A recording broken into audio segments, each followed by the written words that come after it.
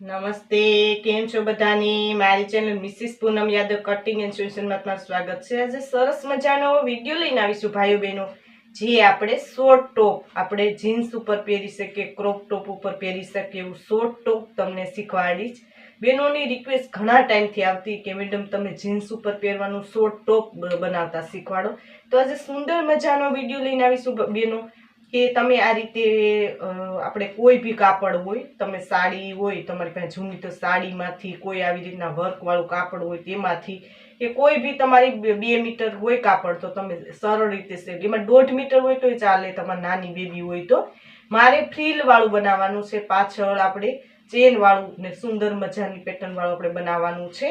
તો આ રીતે મેં 2 મીટર કાપડ લીધું છે, તમે જોઈ શકો છો સુંદર મજાનું કાપડ છે વર્કવાળું। તો આપણે ક્રોપ ટોપમાં શોર્ટ ટોપ કે પેન્ટ ઉપર પહેરવા માટે શોર્ટ ટોપ કેવી રીતના બનાવવું તેનો તમને હું આજે આઈડિયા બતાવીશ। તો આ રીતે મેં 2 મીટર કાપડ લીધેલું છે ને આ એક આપણે અસ્તર માટે 1 મીટર લીધેલું છે, બરાબર। ફૂલ સ્લીવ વાળું બનાવવાનું છે મારે, તો આપણે સ્લીવમાં મારે નથી અસ્તર નાખવાનું, કોઠામાં જ નાખવાનું, એટલે મેં 1 મીટર લીધું છે। તમારે ફૂલ સ્લીવમાં નાખવું હોય તો તમારે 2 મીટર અસ્તરનું પણ લેવું પડશે। તો આ રીતે હું તમને આજે સરળ રીતે શીખવાડીશ। તો પહેલા આપણે અસ્તરમાં કટિંગ કરવું, તે કેવી રીતના કટિંગ કરવું તે તમને સમજાવું ને આ રીતે મેં માપ લીધેલા છે શોર્ટ ટોપના, તો તમે જોઈ શકો છો સુંદર મજાનું આ રીતે તમે કોઈ બી પ્રત્યક્ષ માપ પરોક્ષ માપ ગમે લઈ શકો છો, કે કોઈ તમે બ્લાઉઝ હોય તેના પરથી પણ લઈ શકો। ફ્રીલ તો આપણે જેટલી તમારી લંબાઈ પહોળાઈ રાખો એટલી રાખી શકો છો। તો આ રીતે મેં માપ લીધા, આની ઉપર આપણે કટિંગ શીખીશું, બરોબર। તો પહેલા આપણે અસ્તરમાં કટિંગ શીખવાના છે, તો અસ્તર આપણે લઈ લઈએ, પછી આપણે મેઇન ફેબ્રિકમાં કટિંગ કરવાનું છે, બરોબર। તો આ રીતે આપણે મેઇન ફેબ્રિક છે તે આ એક સાઈડ લઈ લઈએ અને પહેલા આપણે અસ્તર લઈ લઈએ।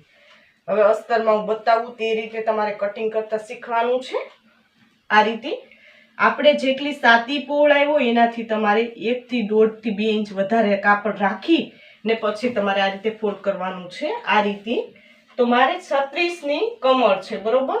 તો આપણું એનું ચોથો ભાગ થશે 9, એટલે આપણે ટોટલ 11 ઇંચ રહેવું જોઈએ, બરોબર। આ રીતે તમે જોઈ શકો 11 થી 12 થી 13 ઇંચ આવે છે, વધારે છે। તો આ રીતે કાપડને ફોલ્ડ કરવાનું વધારે રાખીને જે, બરોબર, એટલે જરૂરિયાત છે તેનાથી 2 થી 3 ઇંચ વધારે રહેવું જોઈએ। હવે આપણે કેવી રીતના કટિંગ કરવું તે તમને સમજાવી દઉં। પહેલા આપણે લંબાઈ લઈ લઈએ, બરોબર। તો લંબાઈ છે 15 ઇંચ, તો આપણે 16 લેવાનું, બરોબર। તમારે જેટલી કમર સુધીની લંબાઈ રાખવી તેટલી રાખી શકો છો, એમાં તમે 1 ઇંચ આપણે એડ કરી દેવાનું, બરોબર। તો આ રીતે હું 16 ઇંચે માર્કિંગ કરી લો, આ રીતે। હવે આપણે શોલ્ડર લેવાનો છે, બરોબર। શોલ્ડર છે આપણો 11, તો એનું 5.5। આમાં શોલ્ડરમાં તમે થોડું મોટો શોલ્ડર પણ બનાવી શકો, તમે ઉપર ગળાનું કરતા હોય તો, બરોબર। તો મારે એ રીતે મેં શોલ્ડર માપી લીધો, તમારે તમારા બ્લાઉઝમાં કે પ્રત્યક્ષ માપ લઈને લેવાનું છે। હવે આપણે મૂંઢાકાર તો 6 ઇંચ, 36 ની સાતી પહોળાઈ એટલે 6 ઇંચ, 6 ઇંચે માર્કિંગ કરી લઈ, આ રીતે। હવે સાતી પહોળાઈ, તો સાતી પહોળાઈ છે આપણે 36, તો 36 નો ચોથો ભાગ, બરોબર। તો 9 ઇંચે માર્કિંગ કરી લઈએ, 2 ઇંચ આપણે સિલાઈ માટે એડ કરી દઈએ, આ રીતે। હવે કમર લેવાની છે, બરોબર। તો કમર છે આપણે 32, તો 32 નો ચોથો ભાગ 8, બરોબર ને। 1 ઇંચ આપણે પાછળ ટક્સ માટે, આગળ પાછળ ટક્સ માટે લેવાના છે, બરોબર ને। 2 ઇંચ આપણે સિલાઈ માટે એડ કરી દઈએ, આ રીતે। આપણું કાપડ થોડું કાઢાવું છે, એક સરખું કરી લઈએ। હવે આ માર્કિંગને આપણે જોઈન્ટ કરી લઈએ, આ રીતે, બરોબર। આ રીતે થશે, આ રીતે। હવે આપણે મૂંઢાકારના શેપમાં 1.5 ઇંચ એક માર્કિંગ કરી લઈએ, આ રીતે, ને આ રીતે આપણે શેપ આપી દઈએ, આ રીતે, બરોબર। હવે આપણે પાછળનું ગળું, બરોબર। તો મારે 4.5 રાખવાનું છે, તો 4.5 ઉપર લેવાનું છે, બરોબર। ને આપણે ગળાની પહોળાઈ તો 2.5 ઇંચ, તો 2.5 ઇંચ એક માર્કિંગ કરી લો, આ રીતે। ને આપણે ગોળ શેપ આપવાનો છે, તો હું આપી દઉં છું, આ રીતે। આમાં તમે પેટર્ન વાળું પણ બનાવી શકો, બરોબર, તમારી પસંદગી ઉપર હોય છે બધું. આ રીતે ને આપણે ચેન માટેનું માર્કિંગ કરવાનું છે, બરોબર. તો આ રીતે ઉપરથી પણ લઈ શકો ને તમે નીચેથી પણ લઈ શકો, બરોબર. આ રીતે તો 14 ઇંચ એક માર્કિંગ કરવાનું, એટલે સુધી આપણે કટ મૂકી દેવાનું, પાછળ ચેન લગાવવાના છે, બરોબર. અહીંથી લ્યો તો તમે 9.5 આવશે ને અહીંયાથી આપણે શોલ્ડરથી તો 14 ઇંચ. આ રીતે મેં માર્કિંગ કરી લીધું. હવે આપણે કટિંગ કરી લઈએ.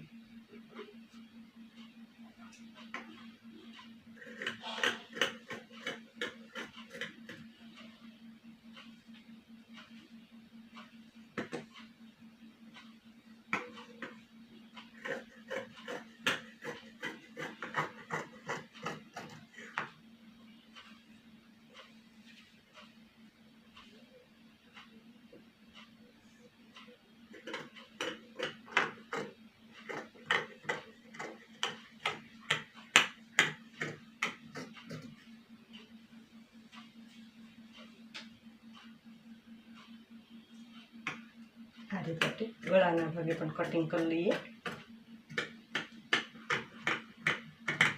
હવે આપણે આગળનો ભાગ જોવાનો છે, બરોબર. આ પાછળનો ભાગ કમ્પ્લીટ થઈ ગયો છે. હવે આગળના ભાગમાં કઈ કઈ જગ્યાએ ફેરફાર થશે તે તમને સમજાવી દઉં. આ રીતે આપણે કાપડ પાછું લઈ લીધું, બરોબર. આ રીતે આપણે લઈ લઈએ.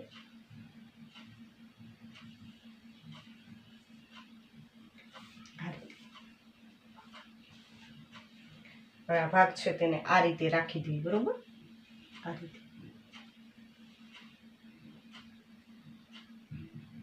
આ રીતે રાખી હવે બધી જગ્યાએ આપણે માર્કિંગ કરી લઈએ. હવે આપણે કઈ કઈ જગ્યાએ ફેરફાર થશે તે તમને પછી સમજાવું કે કેવી રીતના આગળનો ભાગ તૈયાર થાય. આ પાછળના ભાગનું આપણે માર્કિંગ કરી લઈએ, બરોબર. બધી જગ્યાએ માર્કિંગ કરી લેવાનું છે.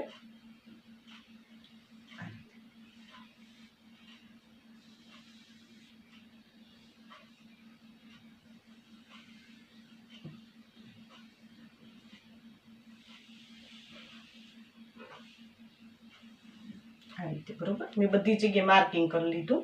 હવે આપણે આગળના ભાગમાં કઈ કઈ જગ્યાએ ફેરફાર કરવાનું છે તે તમને સમજાવી દઉં, બરોબર.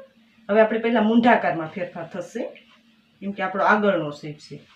આ રીતે તો આપણે આગળનો શેપ આપી દઈએ. આ રીતે મૂંઢાકારમાં આ રીતે મેં ગોલાઈ દઈ દીધી. ને હવે ગળામાં થોડોક ફેરફાર કરવાનો છે. મારે 5 ઇંચનું રાખવાનું છે, તો 1/2 ઇંચ આપણે નીચે લઈ લેવાનું છે ગળું. આ રીતે ચોરસ કરીને તમે શેપ આપી શકો, બરોબર. આ રીતે આગળનું ગળું થઈ ગયું. ઓલું મૂંઢાકારમાં શેપ એટલો ફેરફાર થશે, બરોબર. બીજો આપણે કઈ ફેરફાર કરવાનો, આગળ પાછળ આપણે ટક્સ આવશે. આપણે પ્રિન્સેસ કટ કરવું હોય આગળ તમારે તો પ્રિન્સેસ કટનો શેપ આપીને એક્સ્ટ્રા તમારે કાપડ લેવાનું રહેશે. એમાં તમે ફેરફાર કરી શકો, બરોબર. મારે ટક્સ વાળું જ કરવાનું છે, 1 ટક્સ વાળું, બરોબર. તો એ રીતે મેં તો આગળ પાછળ ટક્સ આવે તો આપણે એક્સ્ટ્રા લઈ લીધું છે, તો બંને સરખા પાર્ટ થશે, બરોબર. એટલે મેં એક્સ્ટ્રા કાંઈ બીજું વધારે લેવાની જરૂરિયાત નથી. આ આપણો આગળનો પાર્ટ થઈ ગયો, બરોબર. આ રીતે હવે આપણે મેઇન ફેબ્રિકમાં આપણે કેવી રીતના કટિંગ કરવું તે તમને સમજાવી દઉં. આ રીતે આપણે લઈ લઈએ. હવે પેલા આપણે સ્લીવ કટિંગ કરી લઈએ અને પછી આગળ પાછળના ભાગ કટ કરવાના છે, બરોબર. સ્લીવનું આપણે કાપડ એક્સ્ટ્રા આ રીતે એક સાઈડથી લઈ લઈએ ને આપણે 24 ઇંચની આપણી સ્લીવ છે, બરોબર. લંબાઈ ફૂલ સ્લીવનું બનાવવાનું છે, એટલે આ રીતે આપણે કાપડ લેવાનું છે ને આવી રીતે આપણે માપી લઈએ. પેલા એ કેવી રીતના આપણે કટિંગ થશે તે પ્રમાણે આપણે ફોલ્ડ કરવાનું છે કાપડને, બરોબર.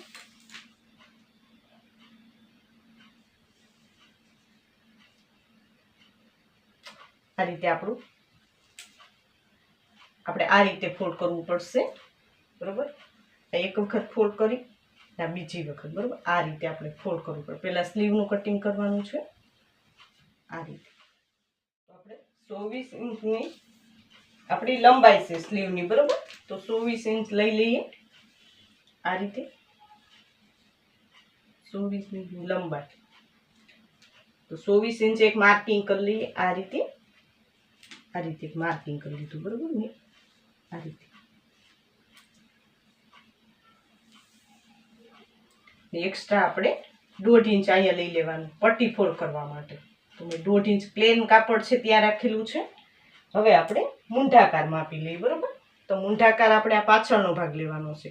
આ આપણો મૂંઢાકાર આવી જવું જોઈએ એટલું, બરોબર. આ રીતે તમે આ રીતે લઈ શકો અથવા માપીને પણ લઈ શકો. આપણે એક્સ્ટ્રા સિલાઈ માટેનું બાદ કરી ને એક માર્કિંગ કરવાનું છે અહીં, બરોબર.